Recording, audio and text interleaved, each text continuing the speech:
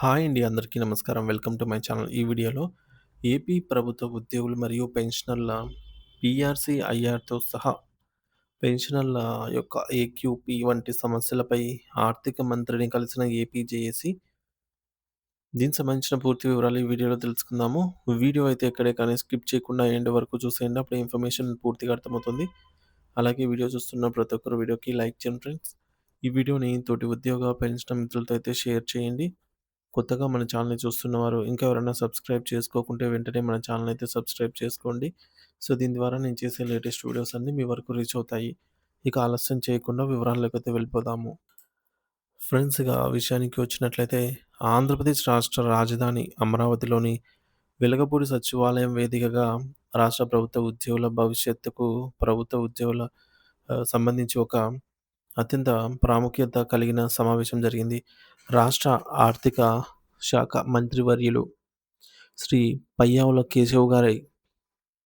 కేశవ్ గారినైతే AP NGO association రాష్ట్ర అధ్యక్షులు శ్రీ ఆలపర్తి విద్యాసాగర్ గారు మరియు ప్రధాన కార్యదర్శి శ్రీ రమణ గారు మర్యాదపూర్వకంగా అయితే కలిసి ఉద్యోగ లోకం ఉద్యోగ లోకం ఎదుర్కొంటున్న అనేక జటిలమైన సమస్యలను ఆయన దృష్టికి తీసుకెళ్లారు. ఈ సమావేశం కేవలం ఒక వినతి పత్రం సమర్పణ మాత్రమే కాకుండా, గత కొంతకాలంగా పెండింగ్‌లో ఉన్న ఉద్యోగుల ఆర్థిక మరియు పరిపాలనాపరమైన ఇబ్బందులపై సుదీర్ఘంగా చర్చించే ఒక వేదికగా అయితే మారింది. ముఖ్యంగా రాష్ట్ర ఆర్థిక పరిస్థితి దృష్టిలో ఉంచుకునే ఉద్యోగుల న్యాయమైన కోరికలను ఎలా తీర్చవచ్చు అనే అంశంపై మంత్రి గారికి వీరు వివరించారు. ఈ కీలక భేటీలో చర్చించిన ప్రధాన అంశాల్లో మొదటిది మరియు అత్యంత ముఖ్యమైనది కాంట్రాక్ట్ ఉద్యోగుల క్రమబద్ధీకరణ. దశాబ్దాల తరబడి అరాకొర జీతాలతో ఎటువంటి భద్రత లేకుండా పనిచేస్తున్న కాంట్రాక్టు సిబ్బందిని వెంటనే రెగ్యులర్ చేయాలనైతే వారు మంత్రిని కోరారు. దీంతో పాటు ప్రభుత్వ రంగ సంస్థల్లో పీఎస్‌యు మరియు వివిధ గురుకుల పాఠశాలల్లో పనిచేస్తున్న ఉద్యోగుల పదవీ విరమణ వయస్సును ప్రస్తుతం ఉన్న 60 సంవత్సరాల నుండి 62 సంవత్సరాలకు పెంచాలని డిమాండ్ చేశారు. రాష్ట్ర ప్రధాన రాష్ట్ర ప్రభుత్వ ప్రధాన విభాగాలలో ఇప్పటికే వయోపరిమితి పెంచినందున వీరికి కూడా అదే నిబంధన వర్తింపజేయడం ద్వారా సమానత్వం పాటించాలని వారు సూచించారు. అలాగే కేంద్ర ప్రభుత్వం మెమో నంబర్ 57ను ప్రాతిపదికగా తీసుకొని సుమారుగా 11,000 మంది ఉద్యోగులను కాంట్రిబ్యూటరీ పెన్షన్ స్కీమ్ సీపీఎస్ నుండి పాత పెన్షన్ విధానం ఓపీఎస్‌లోకి తీసుకురావాల్సిన అవసరాన్ని నొక్కి చెప్పారు.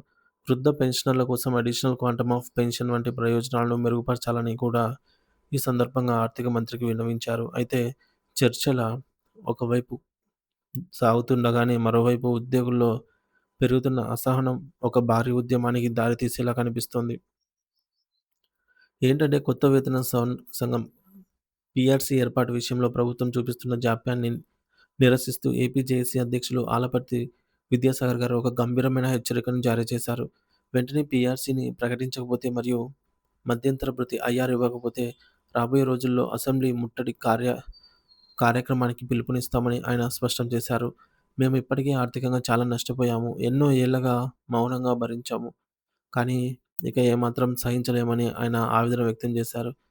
భారతదేశంలోని మరే ఇతర రాష్ట్రంలో కూడా ఇన్ని కరువు భత్యాలు, డీఏ పెండింగ్‌లో లేవని, దీనివల్ల పొరుగు రాష్ట్రాల ఉద్యోగుల ముందు తాము అవహేళనకు గురవుతున్నామని వారు పేర్కొన్నారు.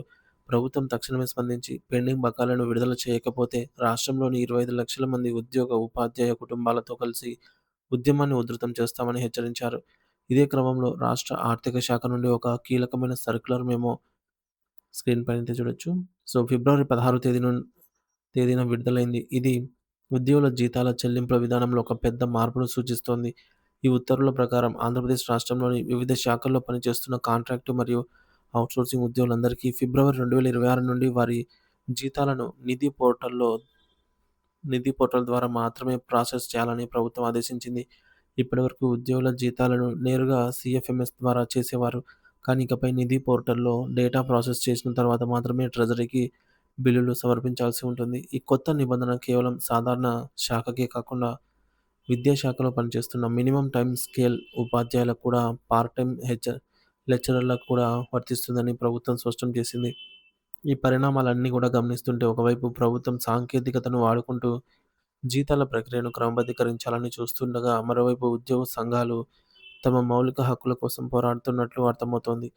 ఆర్థిక మంత్రితో జరిగిన చర్చలు ఎంతవరకు ఫలప్రదమవుతాయి వేచి చూడాలి. ముఖ్యంగా పీఆర్సీ కమిషన్ ఏర్పాటు మరియు ఐఆర్ ప్రకటనపై ప్రభుత్వం తీసుకునే నిర్ణయం మీదే రాబోయే ఉద్యమాల భవిష్యత్తు ఆధారపడి ఉంటుంది.